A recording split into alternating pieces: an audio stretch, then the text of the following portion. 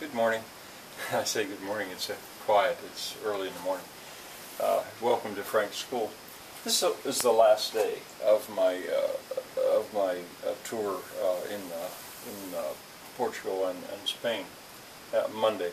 And after I left the Botanical Garden, I went on this quest to find the Aqueduct of Free Waters, Aqueduct das Águas Livres.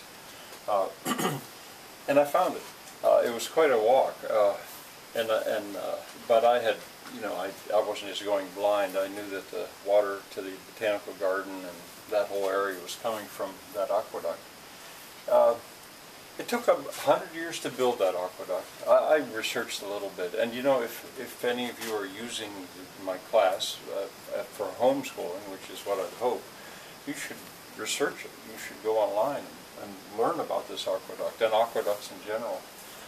It includes the biggest pointed arch in the world. I'm not sure if it's the highest pointed arch in the world, but the biggest pointed arch in the world. You'll see in the video that some arches are round, others are pointed, and there's a whole big deal about what a difference that made. Well, I'm back in the city. I've left the Botanical Garden, and the Botanical Garden was like this wonderland in a way. The city streets, they're noisy, they're sterile.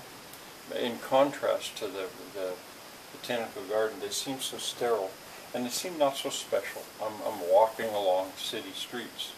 At one point I reversed directions. Some guys at the Botanical Garden figured out what I wanted to do, find the aqueduct, and they said, yes, I could do that. But they said you could go one way, and that way you see I can't remember the name of it now, but it's like over a tank above the city, and you'll see that a little bit. And then I switch direction and go back past the Botanical Garden, and a couple of the shots that I make there, I did that because that's where you go into the Botanical Garden. I think it's by the Natural History Museum. If you ever go there, take a taxi. That would be my recommendation, to find the Botanical Garden.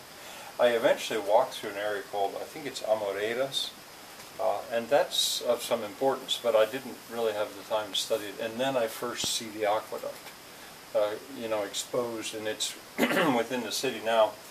And then eventually I get to the landing, if you will, of where the aqueduct, after it crosses this steep valley, it lands on the high part at the city. It's a Monday, it's closed. I knew it was going to be closed, but I still thought I'd probably be able to see the aqueduct. And sure enough, I walk down a street and through the streets, and I film it. And then eventually, walking always, head back into the city until I can get on the metro system, or the metro system, and find my way back. This is the last day. Well, I said that already. This was my last day in Lisbon. I wasn't really sure what I was going to do with that day. And so I devoted it to finding the water supply, following.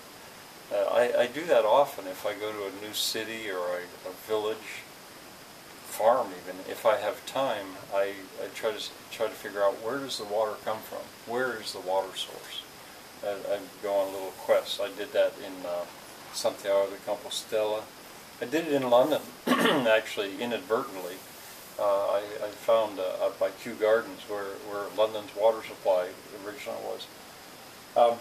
But most people don't think about their water supply.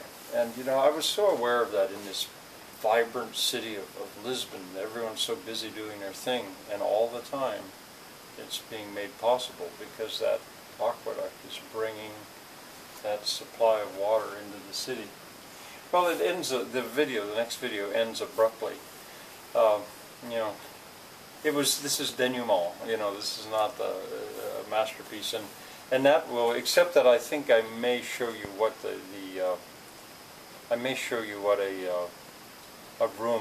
dorm room in a hostel looks like. Except for that, my journey is now over. And so in the next video, I'll begin something different in this third year. This is Memorial Day. This is Labor Day weekend, and in my mind, the day after Labor Day would be a good time to start school. And so we'll see. I'll see you next time and see where I go from here. Bye now.